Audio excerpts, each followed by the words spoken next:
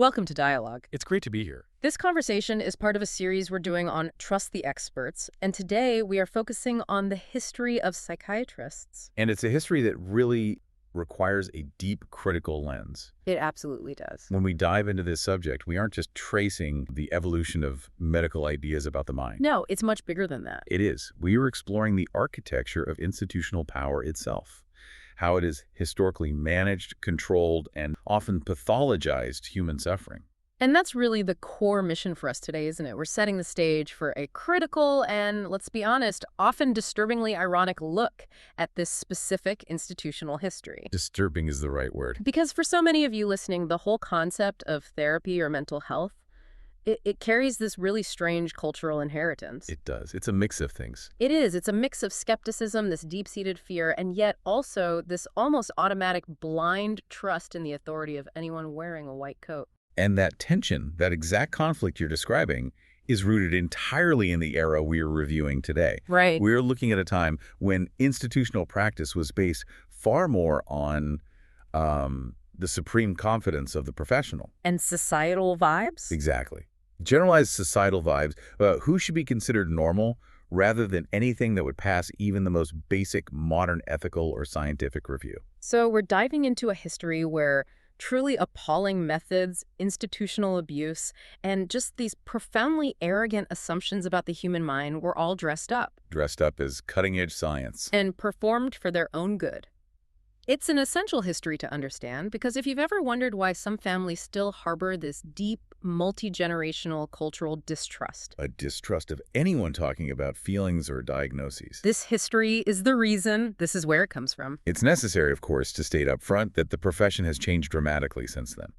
The standards of care today are, thankfully, unrecognizable compared to the 19th and early 20th centuries. A crucial point. But the systemic arrogance, that foundational feeling of supreme authority over the inner life of another person, that's what we need to trace. Because the consequences were so severe. Because the consequences for the patients who experienced it were often permanent and absolutely catastrophic. Okay, let's unpack this. Let's start at the very beginning. Let's look at the time before psychiatry even formalized itself. An era when addressing human distress was, well, really just honest guesswork. The pre-psychiatry era. Exactly. And if you look at the explanations for mental suffering, before the Enlightenment, before the rise of formal medicine, the explanations were all over the place. Wide-ranging, contradictory. And entirely theoretical. We're talking about a really expansive list of pre-science explanations that define suffering for millennia. It's a fascinating list. It really shows the human need to categorize things, even when we have absolutely no data. Right. We are talking about everything from demonic possession, the influence of witchcraft. The imbalance of the four humors, that was a big one. A huge one.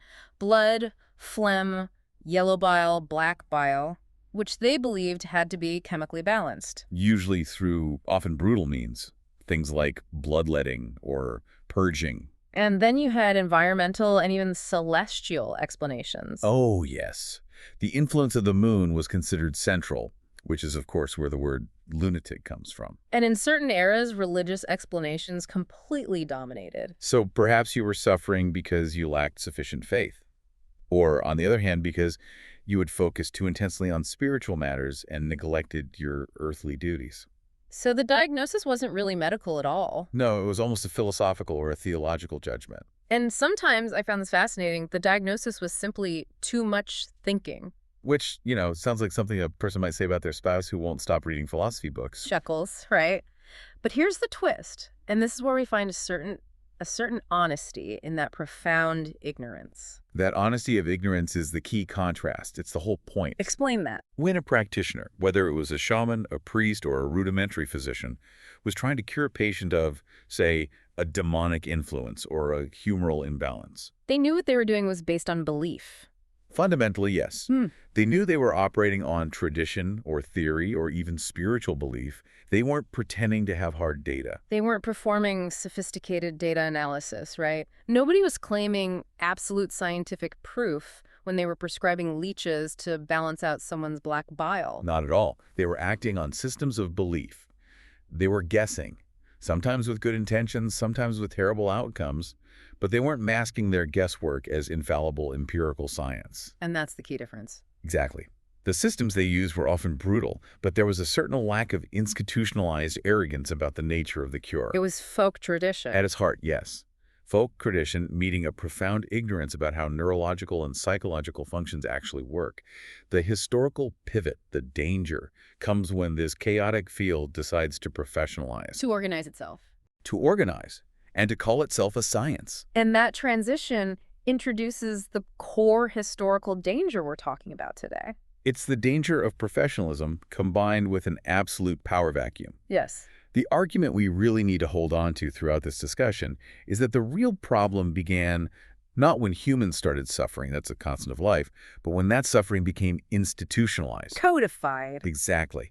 Once you put the label psychiatry on it, and you wrap that label in the guise of formal protocol and state-sanctioned science, it transforms what might have been individualized cruelty or chaotic bad practice Into something systemic. into systemic, protocolized harm. And it removes all recourse for the person being treated. Completely. I mean, if you were being treated by a local witch doctor, you could, in theory, just walk away or find another healer. Of course. But once a formal institution, stamped with the authority of the state and science, declares you ill and locks the door, You have nowhere to go. you're now dealing with an apparatus of absolute control. The ability for a group of people to confidently say, trust us, we are professionals, when their foundational science is still highly speculative. That's what leads to profound harm. It turns individual error into universal policy. Universal sanctioned policy, Right. creating the conditions for systemic abuse that's hidden under this very protective cloak of professionalism. This confidence, this deep confidence masking deep ignorance, it leads us directly into the first major historical architecture of control. The asylums. The asylums. The creation of the asylum, which serves as the perfect illustration of this institutional confidence, actually began with a profoundly beautiful, if naive, ideal. Right. If you read the early documents from the late 18th and early 19th centuries, they talk about moral treatment. People like Philippe Pinel in France, for example. He famously advocated for unchaining patients, for treating them with dignity and respect. The idea was to provide a peaceful retreat from the chaos of modern life. A calm place where troubled minds could theoretically heal through order, routine, fresh air, and compassionate guidance. It was a lovely idea. It was an attempt to shift away from just warehousing and imprisonment toward actual rehabilitation. But the operational reality, Yeah.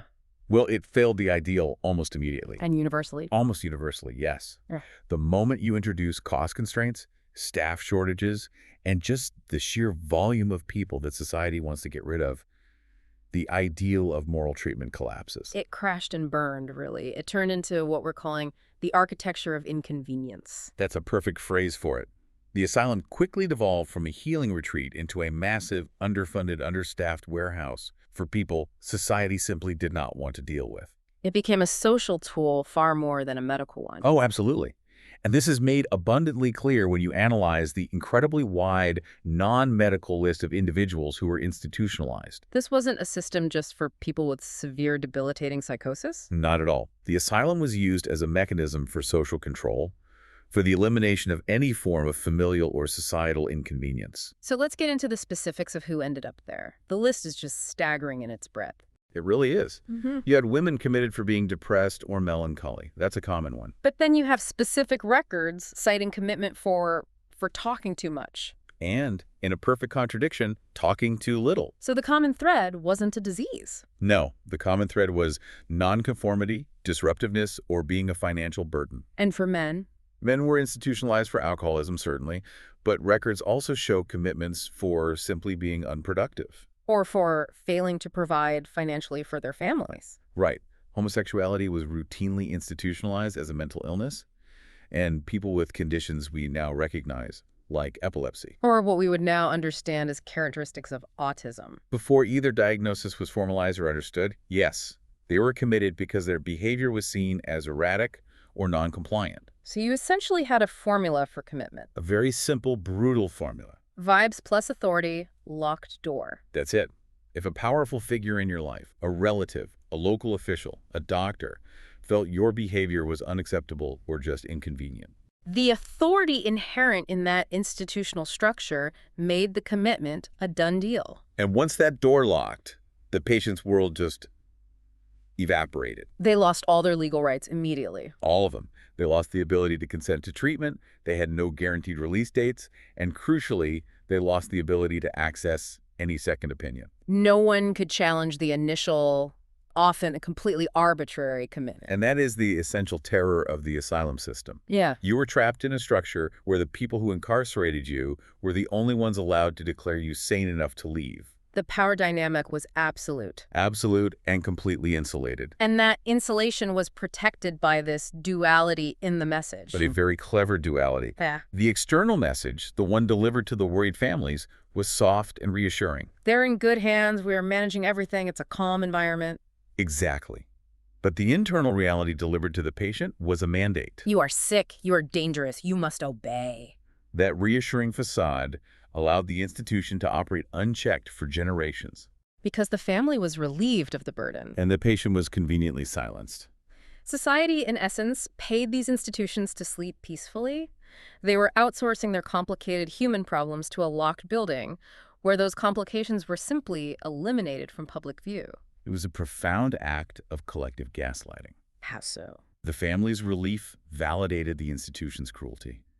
Their peace of mind was bought at the price of the patient's freedom and humanity. And this imbalance of power, it's nowhere better demonstrated than in the medical establishment's approach to dealing with women. Specifically, women who dared to express emotions, needs, or desires outside of the established male norm. Which leads us directly to the infamous and truly revealing diagnosis of hysteria. Ah, hysteria. This is where we see the fusion of profound absurdity and systemic control at its most potent. I mean, we are talking about a term so physically specific in its origin. It literally translates from the ancient Greek word for uterus.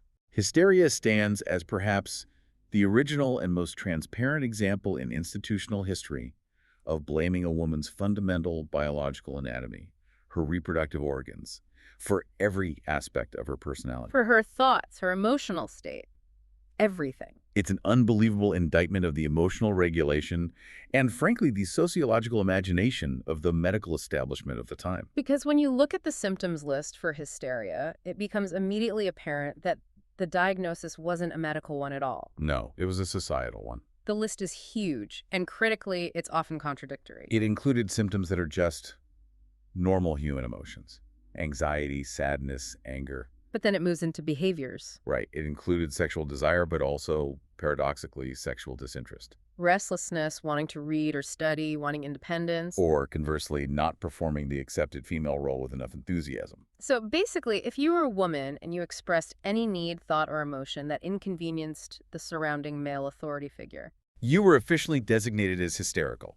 It was a catch-all for female noncompliance. and the actual accepted core medical belief, which was taught and practiced for centuries. It's just mind-boggling. It was that all of these complex, shifting female emotional states, which are perfectly normal human responses to restriction and stress, were caused by the woman's wandering womb.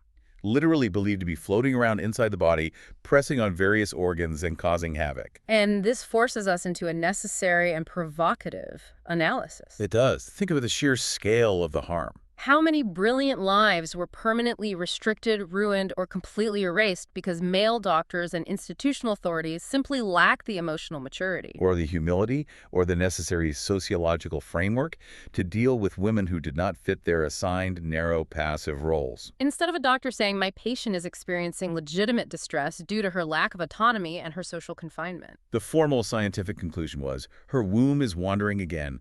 We must institute a protocol to calm this movement. So the technical translation delivered to the families was, your daughter is hysterical.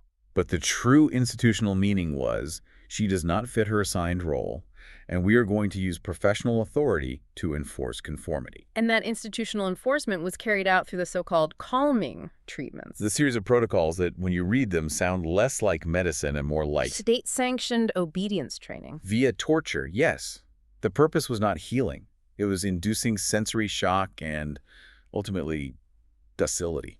The euphemism calming is just so chilling when you look at the details. We're talking about formalized cruelty. Absolutely. For example, ice baths. These weren't just chilly baths. No. They were administered until the patient actually reached a state of hypothermia. The goal was to shock the entire nervous system back into compliance. And then there were the mechanical restraints. Like the notorious spinning chairs.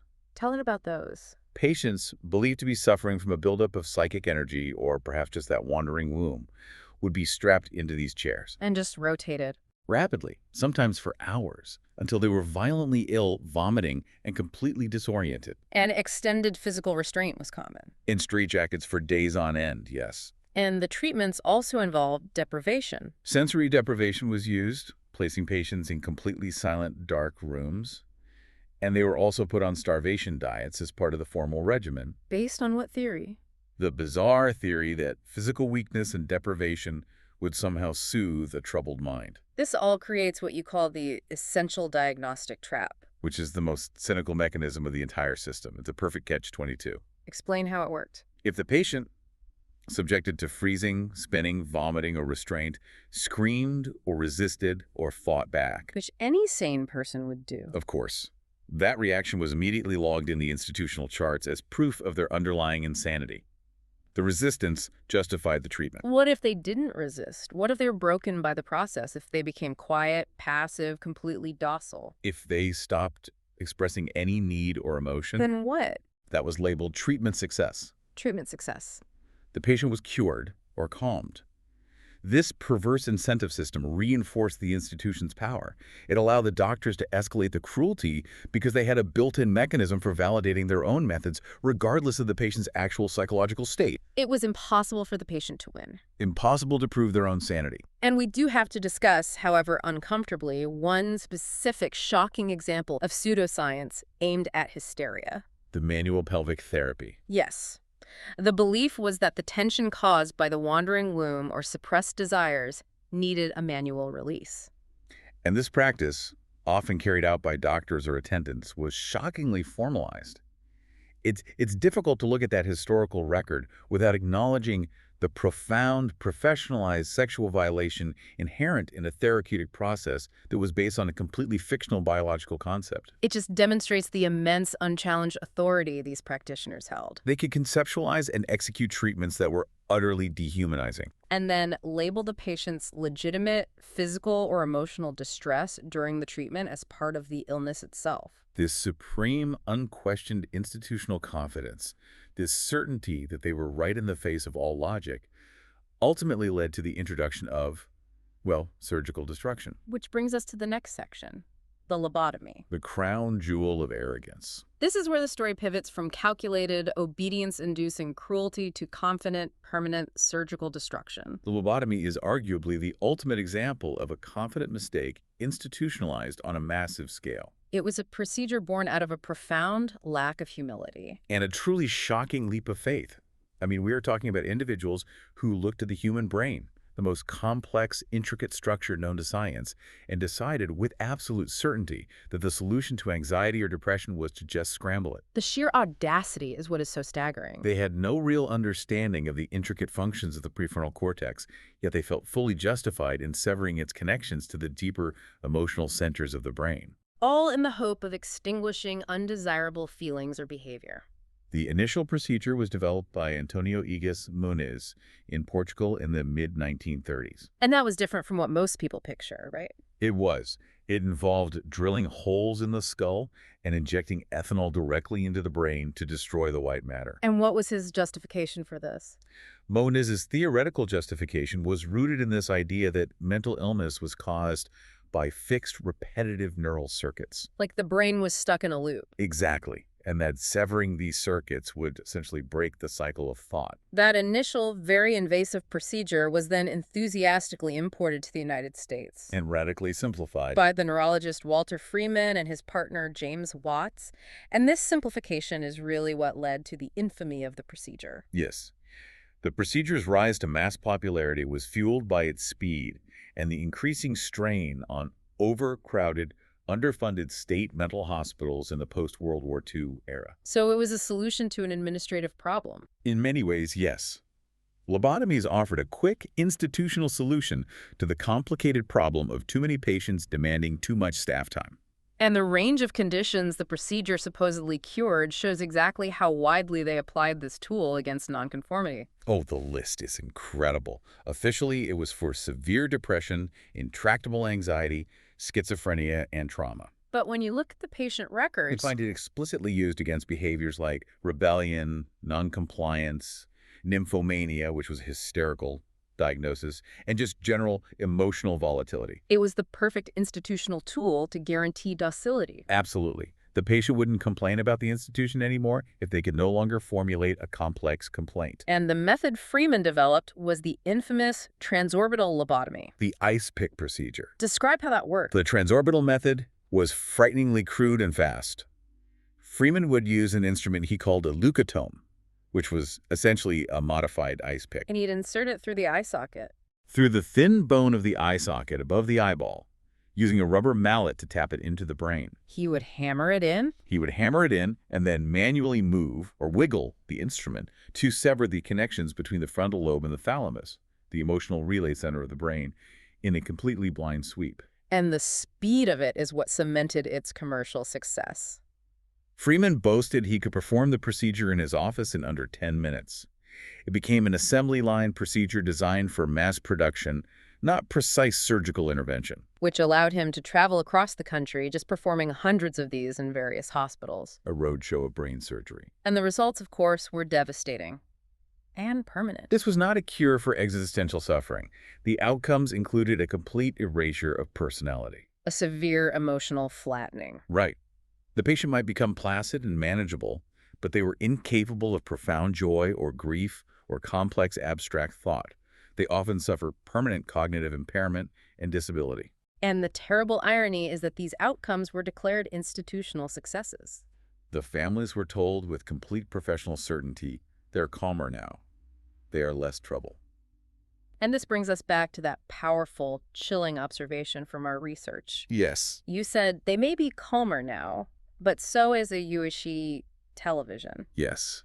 For our listeners, that's Russian for a switched-off television. And that analogy just perfectly captures the terrifying result of the procedure. They achieved order by surgically removing the capacity for complex humanity. They removed the disorder by removing the person. And the scale of this confident error is critical here. It is. Over 40,000 lobotomies were performed in the U.S. alone. 40,000. And countless thousands more globally before the procedure was finally discredited, primarily by the introduction of effective psychotropic medications in the 1950s. But the deepest irony, the one that tells you everything about the power of institutional celebrity and the lack of scientific accountability at the time, is that Antonio Egas Moniz, the man who conceived the original procedure. he won the Nobel Prize. He won the Nobel Prize in Physiology or Medicine in 1949. It's just appalling. It demonstrates that the global medical establishment was willing to reward a devastating, irreversible procedure simply because it provided a quick, scalable, and convenient institutional solution. A solution to the immensely complicated problems of mental distress and overcrowded hospitals. They prioritized administrative convenience over genuine patient autonomy and well-being. It set a terrible precedent. It demonstrated that if an intervention provided control, even if it was destructive, it could earn the highest rewards as long as it was wrapped in the authority of science. And that urge to control, to enforce conformity, it extended far beyond adults with recognized mental illnesses. Much farther. And that's our pivot point.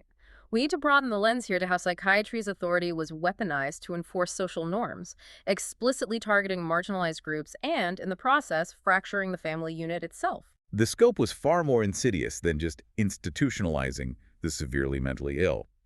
The apparatus of psychiatric diagnosis was applied to children, queer people, and just general societal nonconformists. Applying the same core principles of obedience training that we saw in the asylums. But with sharper, more sophisticated labels. When we look back at the history of social control, something like conversion therapy, the attempt to change a person's sexual orientation or identity, this wasn't some fringe movement. No, not at all.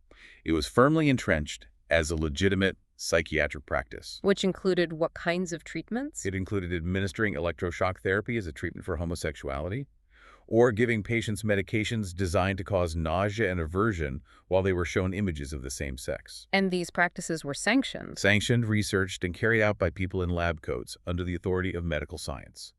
It was the institutionalization of deep societal prejudice and bigotry. So they took simple societal discomfort with being queer, with being rebellious, with being emotionally sensitive or trauma-affected, and they pathologized it. They dressed it up in the rigorous language of a curable pathology. And this authority was incredibly alluring to families who were struggling with difficult situations. Immensely alluring. If you were a parent struggling with a child who was non-compliant or exhibited intense emotions due to underlying trauma, Or a spouse dealing with a depressed or anxious partner. the pronouncements of the person in the lab coat provided both validation and a promise of a solution. You trusted them when they said they could fix your loved ones. Especially if the alternative felt like social shame or chaos. Of course, But the consequences went far beyond the individual patient. far beyond. The most profound and often overlooked consequence of this institutionalization was the destruction and the severing of the family unit itself. So it wasn't just the patients who were harmed. No, the entire familial ecosystem was damaged, leading to multi-generational trauma. This created generational trauma as an inheritance. Yes, professionals actively guilted parents into institutionalizing their children. They would be told that the child's illness was so severe, so dangerous, that the home environment was inadequate. And that the institution was the only, most loving choice. This forced separation was profoundly damaging, often separating parents from children permanently. And what about spouses? Spouses were frequently encouraged, if not mandated, to abandon partners who were deemed sick, incurable, or dangerous by the institution. So the institution, by stepping in, gave people an official scientific permission slip to sever their most important bonds. That's a perfect way to put it. And the communications to the next generation were equally brutal. Children were explicitly told that their institutionalized parents were dangerous or incapable of love, leading to profound emotional and biographical severance. The patient was exiled, and their memory was often vilified. The result was this widespread, enforced generational silence. If you had a relative who went into an asylum or had a lobotomy, you didn't talk about it. The trauma became an inheritance. Passed down through families who, for decades, have been taught that they don't talk about things. Or don't ask about Aunt Sarah. Exactly. They learned that the surest way to be exiled, confined, or harmed was to express emotion, dissent, or complication that exceeded the family's tolerance level. So the institutional failures of the past, they echo in the cultural taboos and the deep-seated mistrust that we still see today around seeking psychological help or talking openly about genuine emotional distress. They absolutely do. This historical analysis is so crucial because it really sets the table for where we are now. It does. It forces us to ask the uncomfortable questions as we transition to our final section. The modern twist. The confidence remains. And the big question is, has psychiatry truly reckoned with the arrogance and the destruction of its past? And the answer is complicated. It is. We absolutely must acknowledge the evolution. Modern psychiatry operates under stringent ethical standards. The ice pick lobotomy is, mercifully, a historical artifact. But to say the reckoning is complete, That the fundamental power dynamic has disappeared, that would be premature. the core tension between institutional confidence and human complexity persists. It just persists in a more sophisticated form. It's fascinating and disturbingly subtle how the historical cruelty and the physical control have been modernized. We still see forms of control, but they are less visible, less overtly physical, and often highly chemical. So if we look at the modern replacements, the pattern of institutional solutions remains strikingly similar, even if the methods are dramatically different. We replace the ice picks with pills.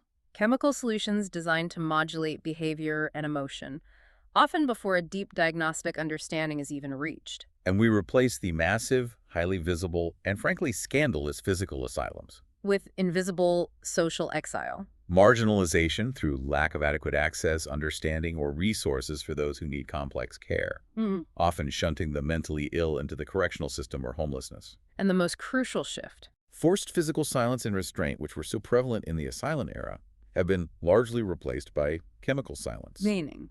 Discomfort, nonconformity, or intense emotional reactions are managed by prescribing medication that quiets the message, often before the underlying root cause, be it sociological, spiritual, or traumatic, has been adequately listened to. The language used today is infinitely softer. The therapeutic environment is, on the surface, much nicer, more compassionate. The underlying dynamic, the unwavering confidence of the authority figure who steps in and promises to solve existential suffering or complexity with a simple, scalable, institutional intervention that remains recognizable. The danger is not necessarily the medication itself. No, of course not. It can be life-saving. The danger is that complex, multi-layered human problems are still often reduced in the institutional mindset to a simple individual biochemical malfunction, A malfunction that requires immediate, expert-driven chemical input to fix. thereby dismissing the importance of sociological context, environment, and personal history. So here's where it gets really critical for us to understand the lesson of history.